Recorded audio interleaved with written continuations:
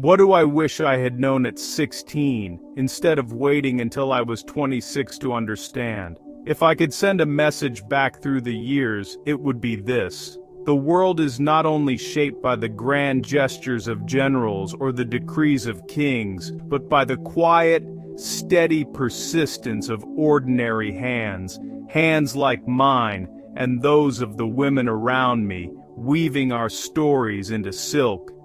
Every day, history is spun and rewoven in the gentle rhythm of our looms. The threads we pull are not just silk, but the very fabric of our lives, binding us to each other and to the generations before and after us. The world may remember the names of rulers, but it is our labor, our patience, and our artistry that endure in every shimmering length of cloth.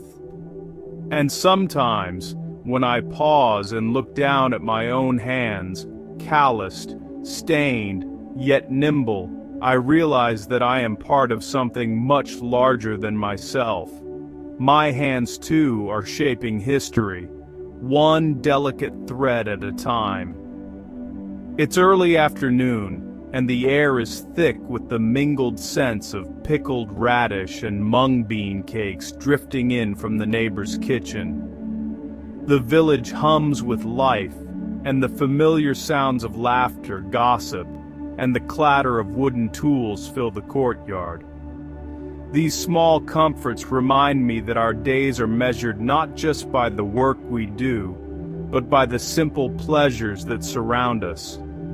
I sit at my loom, my thumbs still stained blue from last week's indigo dyeing, and listen as my younger cousin sighs over our modest lunch. Just barley, a handful of wild greens, and a sliver of salted fish. She dreams aloud of sweet rice cakes and candied fruits, her voice wistful. I tease her, half joking, that hungry eyes make for sharper weaving, and she laughs, the sound brightening the room. In these moments, we find joy in each other's company, sharing stories and gentle teasing as we work. The loom's steady rhythm is like a heartbeat, connecting us all. Suddenly, the room quiets as Auntie Ma enters, her arms full of a new commission. She unwraps a bolt of pale blue silk, the fabric shimmering with the subtle pattern of cranes in flight, a piece destined for a funeral procession. We gather around, fingers tracing the delicate birds, each stitch a symbol of hope and remembrance. In our village, the seasons are not marked by the turning of a calendar, but by the silks we weave, mourning cloth for loss, vibrant reds for weddings, and precious bolts sent as tribute to distant courts. Silk is more than just a fabric here. It is a language, a way of marking time and honoring tradition. Each bolt tells a story of love, of loss, of celebration, and of duty. The colors and patterns shift with the seasons, reflecting the cycles of our lives.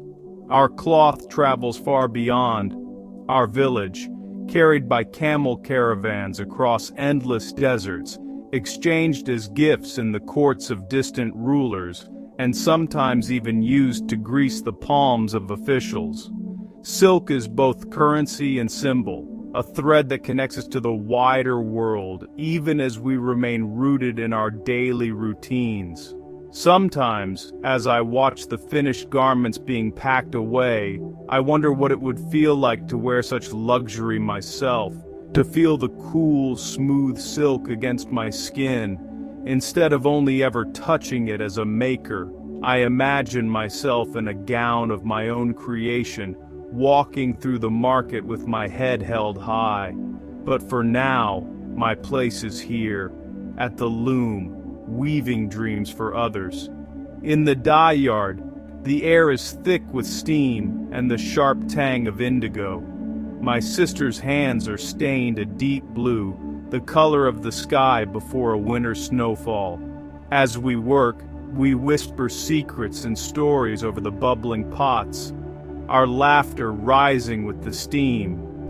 Here, among the dyes and threads, I realize that whether or not the Empire remembers our names, it is these moments, these bonds, these shared labors, that keep our world spinning one thread at a time.